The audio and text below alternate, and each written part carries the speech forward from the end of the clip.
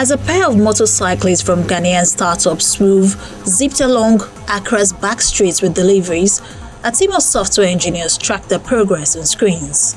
Swoove's founders say because it started out during tough times, the firm is well placed to weather the economic fallout of the COVID-19 pandemic and the effects of conflict in Ukraine. Because of the economic pressures, it's driving everybody to be more cash efficient. Right, so you have to be very cognizant of how much your customers can afford and what they can do, and build your operations and your product to suit that. Right, so even though it's tough times, I think businesses that can survive within this particular time frame will do even better when times get better. And I'm expecting times to get better maybe within 2 or 3 years. Right, so at that time we would have been through the hard times to then benefit of the good times. So I think it has its advantages and disadvantages. They're being shaped by the flames of economic struggles. Swoove was one of 5 finalists from South Africa, Kenya, Nigeria, Senegal, and Ghana, selected from a pool of more than 500 applicants in the annual Mest Africa Challenge, which offers a grand prize of $50,000 in funding.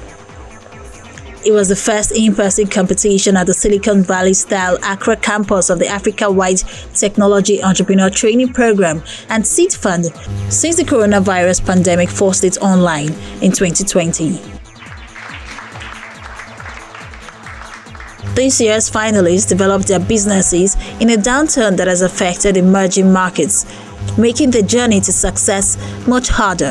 When you find an entrepreneur here who's been able to launch a business, grow that business, rally up interest, finance, resources, talent around that, it's a huge feat, right? Just because it's harder to find those things here. So the analogy I would use is, walking into a gold store and buying a nice bracelet versus having to actually mine for the gold, refine the gold, design the gold, right, before you actually then present it to the customer.